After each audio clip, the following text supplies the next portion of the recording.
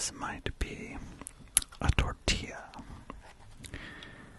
So let's begin with the idea that a warm, fresh tortilla produces a certain quantity of happiness.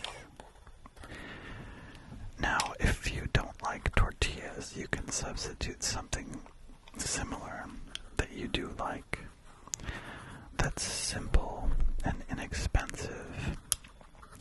Maybe a piece of fruit that you like. It just needs to be something that produces a small but easily imaginable amount of happiness. And for me, tortillas would be a good unit. And also, it's easy to imagine the amount of happiness that would be. So you could think of the tortilla by itself, how much happiness it would give.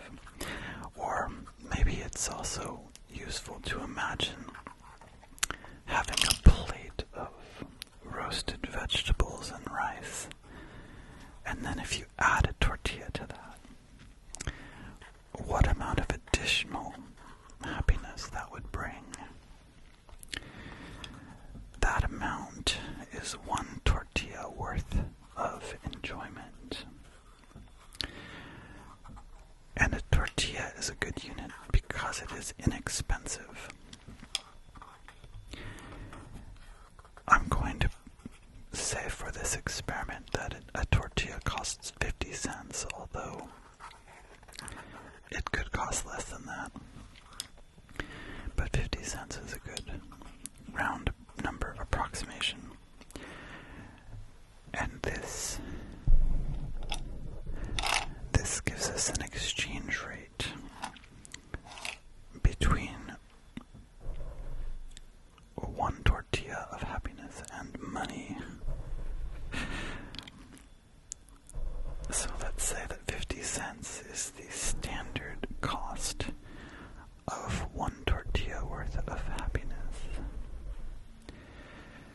This creates a basis of comparison so that if something costs $20,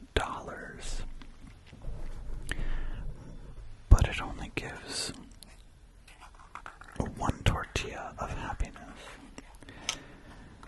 that might be overpriced, at least overpriced in terms of happiness,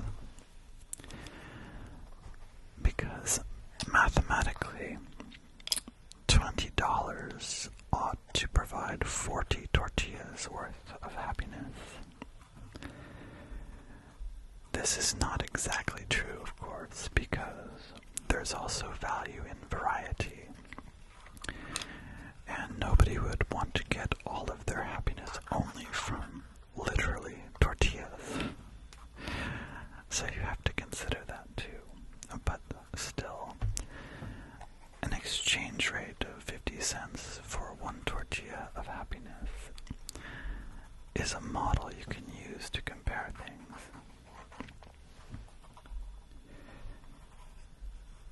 And of course also there are things that are fun that either cost less than a tortilla or don't cost anything at all.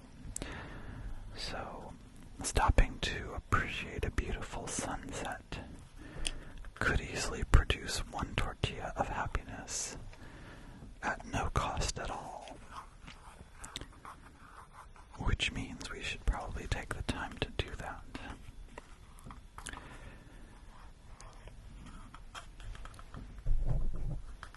The tortilla unit also helps us decide what to seek out. So, for example, if I bought a new and fancier car, that might cost me hundreds of dollars a month. Just for illustration, let's say it costs me an additional $200 a month. But the question is,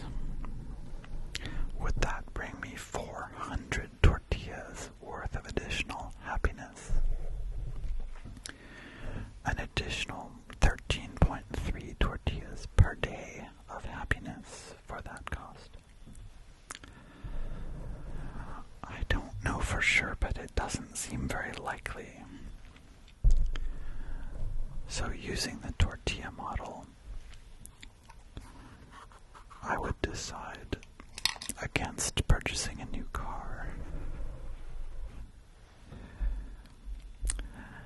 And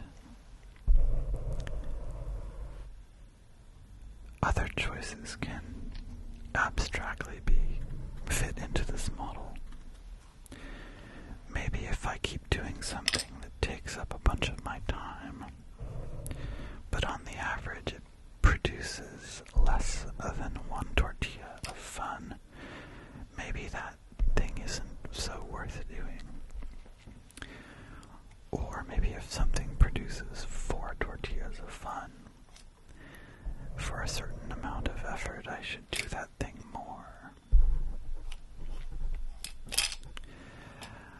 I think that even though the tortilla metric of happiness is a bit silly, I've genuinely found that it is an interesting and valuable tool that helps me think more clearly about the various experiences that I have.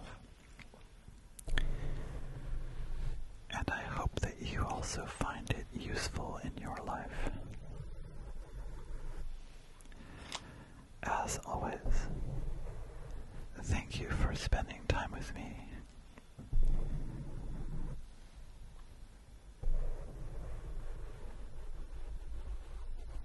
Until next time,